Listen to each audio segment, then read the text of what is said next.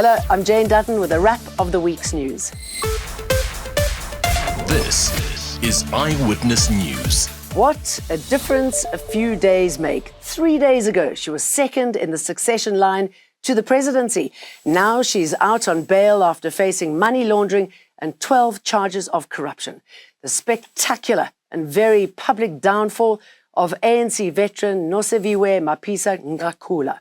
The question of whether or not Speaker of Parliament, Speaker of the National Assembly, Nosiviwe Mapisa-Nqakula will find a way in the dock has not been answered. In fact, that matter has not been postponed until June. And that image of her in the dock is something that she really tried hard to fight. But it was inevitable all along anyway. Speak to people in the legal fraternity or even those in the ANC. There was no other way around this particular matter but to appear in the dock. So the image you try to fight off, pointless exercise.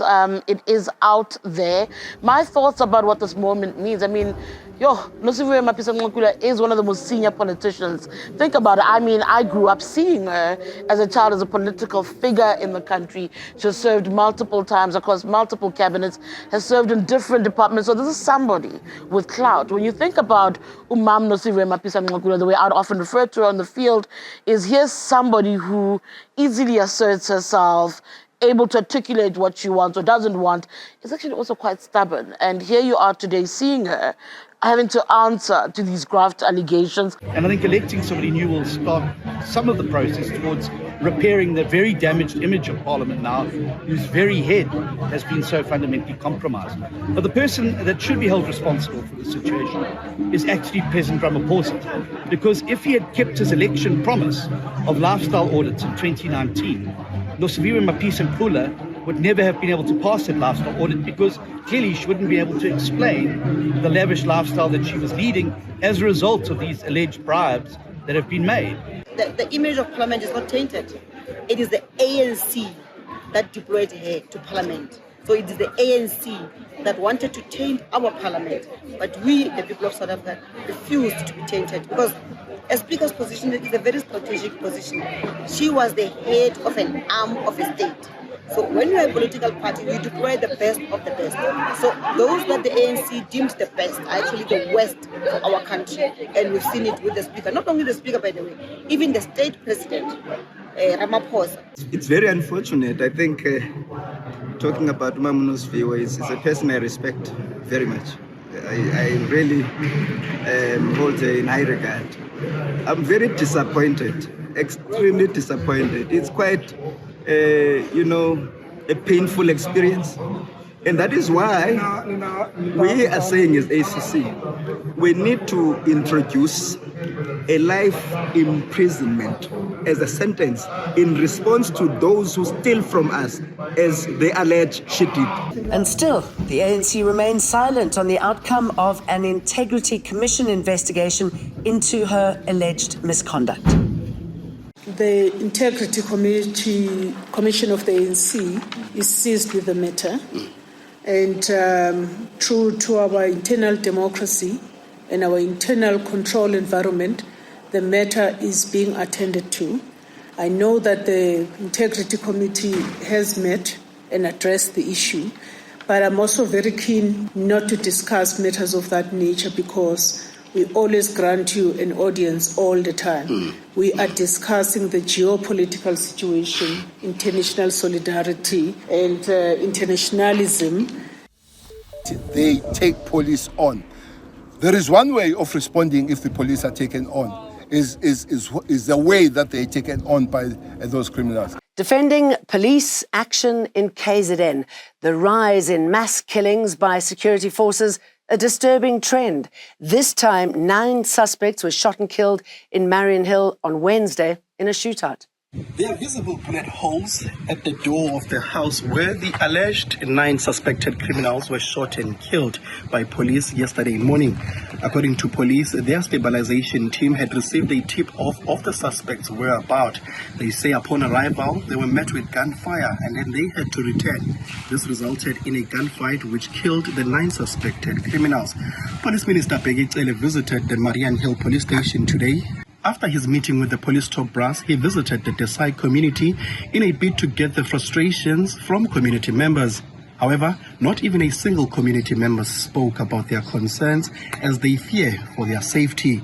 Police Minister Bekele said they would be afforded an opportunity to speak to the police privately. We do know that IPID is now investigating this incident, something that Police Minister Bekele has now welcomed. Nhlanhla Mabaso, Eyewitness News, reporting from the Desai community in Marian Hill. Police also killed 5 people believed to be cash-in-transit robbers in Witbank. 8 others were arrested and 9 managed to flee the scene. The Umkhonto weSizwe party has been fighting to keep their man on the ballot paper. They say there is no one other than Jacob Zuma for president. Shlamolo Ndlela, national spokesperson for the MK party, tells EWN they will make sure Zuma succeeds despite the legal obstacles. Earlier in the week, the party filed their appeal with the Electoral Court over its disqualification of Zuma as a candidate in the elections. The legal route is unlikely to work in the party's favour. It's the people that wanted President Zuma to lead this country, and we listen to the people. So it's not a membership or a leaders of MK having made that decision. So it's not a desperation act. It's just the reality of the situation on the ground by the downtrodden people. There's a number of factors that ought to be taken into consideration regarding our appeal, which I won't go into the legalities. However, there is obviously the issue of the remission, of which we know in terms of the act, it refers to 12 months imprisonment without the option of a fine. In this case, by virtue of the remission, it means President Zuma would have served only 3 months, and then therefore his sentence is 3 months, which then in effect means that the 12 months does not apply in his case. The already dire aid situation in Gaza has gotten a whole lot worse after several Israeli strikes killed 7 people from the charity World Central Kitchen. In response, some aid groups have stopped providing life-saving help in the Strip. The Israeli military has said it was, quote, conducting a thorough review at the highest levels to understand the circumstances of this tragic incident. This has led to worldwide condemnation, with calls for the UK to stop providing weapons to Israel.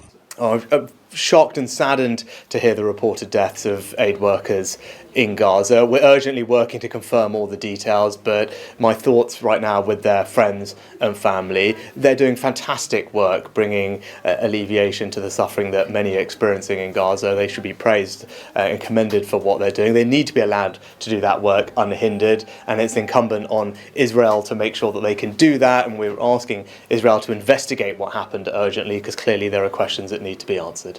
Israel's Prime Minister Benjamin Netanyahu also moved again to shut down the Al Jazeera network. That's after the Knesset approved a bill allowing him to do so. Back home, the Alliance of Citizens for Change has scored the top spot on the national ballot at the upcoming general elections. The ACC, led by former DA member Masizole Asela, is contesting the elections for the first time since its formation last year. The order of how the 52 political parties contesting the national elections will appear on the elections ballot was decided by the Electoral Commission at a draw in Midrand. IEC Chief Electoral Officer Sai Mamabola erroneously drew an independent for the top spot on the ballot. When we are in public, we have to apologize. My left hand picks up A's all the time. This one reads Alliance of Citizens for Change. And we here at EWN encourage everybody to go out and vote on the 29th of May. Just remember, you can find out more by downloading our app, EWN and Prime Media Plus. Eyewitness News, in touch, in tune, and independent. For the latest, log on to ewn.co.za or ewn.mobi.